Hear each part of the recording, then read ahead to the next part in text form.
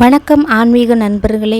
நம்ம வாழ்க்கையில் சின்ன சின்ன சம்பவங்கள் நடக்கும். ஆனால் அதெல்லாம் நாம் யதார்த்தமாக நடக்குதுன்னு நினச்சிப்போம். ஆனால் கூர்ந்து கவனித்தா அந்த சின்ன விஷயங்களுக்குள்ள பெரிய ரகசியம் இருக்குன்னு சில அறிகுறிகள் மூலமாக தெரிஞ்சுக்கலாம்.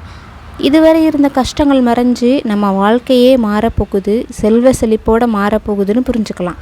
அந்த ஆன்மீக ரகசியங்களை பற்றி தான் நாம் இப்போது பார்க்க போகிறோம். வீடியோவை கடைசி வரை பார்த்து உங்கள் வாழ்க்கையில் இதில் எத்தனை அடையாளங்கள் இருக்குதுன்னு புரிஞ்சுக்கோங்க. முதலாவதாக, திடீர்னு நல்ல கனவு காண்றது. சில நேரங்களில் நமக்கு கோவில், நதி, பொண்ணு, பால், மாமரம், தெய்வங்கள், வெள்ளை ஆடைகள் மாதிரி கனவுகள் வரலாம். இதுதான் ஆன்மீகத்தில் நல்ல அதிர்ஷ்டத்திற்கான அறிகுறி. பழங்காலப்படி இப்படிப்பட்ட கனவு வந்தாலே வாழ்க்கையில் நம்ம கஷ்டம் மாறி செல்வம் சேரப்போகுதுன்னு அர்த்தம். ரெண்டாவது முக்கியமான அறிகுறி, எப்போது மாதிரி இல்லாமல் கோவில் போகணும்னு ஆசை திடீர்னு வரும். பூஜை செய்யணும், சாமி பாடல்கள் கேட்கணும்னு ஆசை வர்றது உங்கள் வாழ்க்கையில் நேர்மறை எண்ணங்களை அதிகரிக்கும். மூணாவது விஷயம் என்னென்னா, எந்த பிரச்சனை வந்தாலும் சமாளிச்சுக்கலாம்னு உள்ளுக்குள்ளே ஒரு சமாதானம், மனநிறைவு வரும். இது செல்வமும் சந்தோஷமும் வர்றதுக்கு முன்னால் நடக்கிற அறிகுறி. நாலாவது விஷயம், தேவையில்லாமல் செலவுகள் செய்யப்படுறது நிறுத்துறது.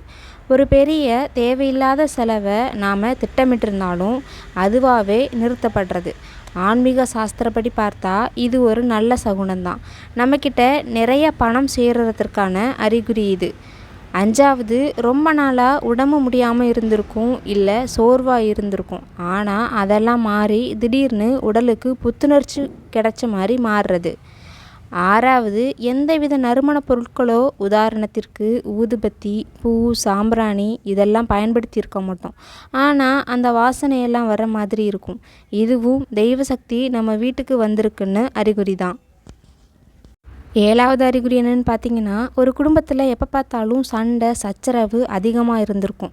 ஒருத்தருக்கு விட்டு கொடுக்காமல் முறைச்சிட்டு திரிவாங்க. ஆனால் தெய்வசக்தி வந்ததும் குடும்பத்தில் உள்ள எல்லோரும் ஒற்றுமையாக மாறிடுவாங்க.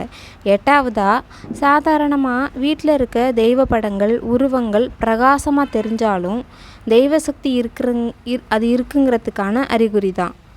ஒன்பதாவதாக, வீட்டில் இருக்க பள்ளி அடிக்கடி ஒலி எழுப்புனாலும் அதுவும் தெய்வ சக்தி இருக்குங்கிறதுக்கான அறிகுறி தான். இந்த மாதிரி உங்கள் வாழ்க்கையில் ஏதாவது அறிகுறிகளை உணர்ந்திருக்கீங்களா?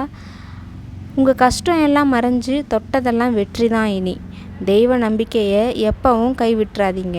கடின உழைப்பும் தெய்வ அருளும் இருந்தால் நிச்சயமாக வாழ்க்கையில் முன்னேறலாம். இந்த மாதிரி நிறைய ஆன்மீக சம்பந்தமான விஷயங்களை தெரிஞ்சுக்க மறக்காமல் நம்ம சேனலை சப்ஸ்கிரைப் பண்ணிக்கோங்க.